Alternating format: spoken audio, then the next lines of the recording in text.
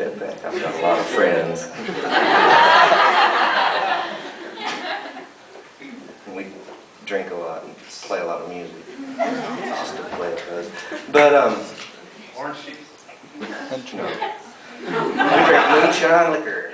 That's blue ribbon.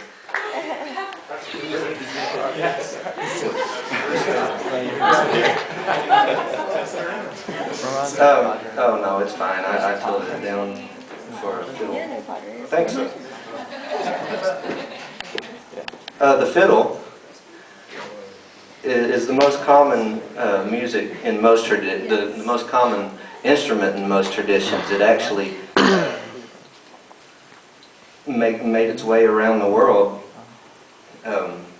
It's so popular because of its lightweight and its compactability. It's just sort of easy to pack around in any sort of sack or on your back or anything like that. And it's also a very versatile instrument.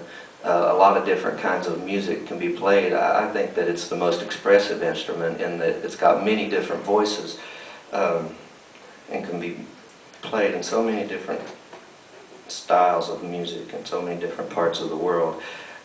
It came here through Scottish and Irish settlers into the mountains.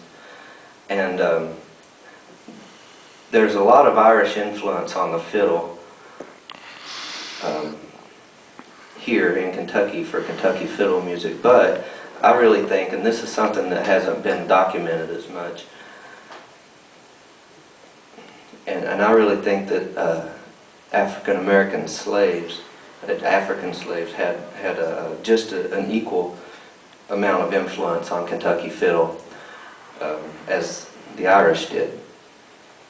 They played a lot of blues, and what happened was the Irish fiddlers, when they got here, a lot of those really complicated Irish melodies got stripped down to their most basic form and played with a lot of really bluesy slide notes, and so a mix between the Irish and African influence on Kentucky fiddle music made it its own kind of thing.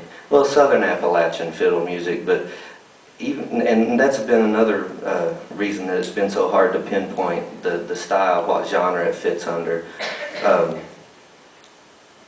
because even in Kentucky, within Kentucky, different regions played the music a different way. They were so isolated in the hollers and mountain, different, over mountains and very rugged landscape, and they were so isolated where they were at that they pretty much came up with their own way of playing in different parts, and the way it was played on one side of Letcher County would have been different than the way it was played on the other side of Letcher County, different than they played a tune in Pikeville or in Pike County or any of the surrounding counties.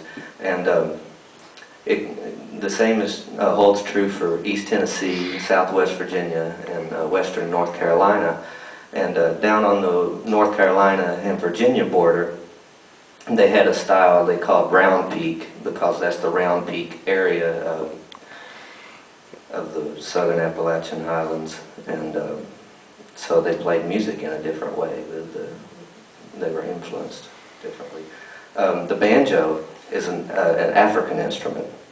It's actually an American instrument, but all of its prototypes are in Africa. The slaves brought these ideas from different African instruments over to America, and developed an instrument out of gourds and animal hides, and used guts for strings and things like that, and made a very primitive version of what is now the banjo. They added the fifth string, the short string, for a drone, and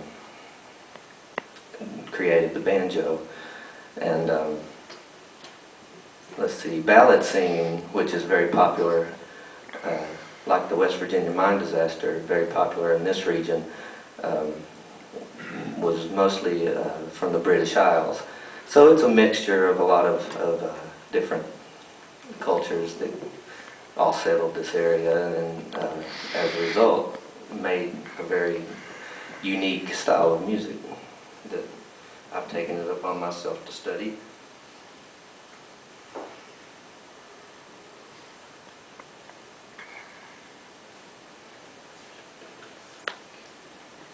All the songs that I've played so far have been Kentucky songs, for the most part. There was the West Virginia mine disaster, but it was composed in Kentucky. I'll do one from North Carolina, from a fiddler down there named Tommy Jarrell. And if this sounds terrible, then it's because I can't really sing and play fiddle at the same time, but I'm going to attempt it. It's called God Gave Noah the Rainbow Sign.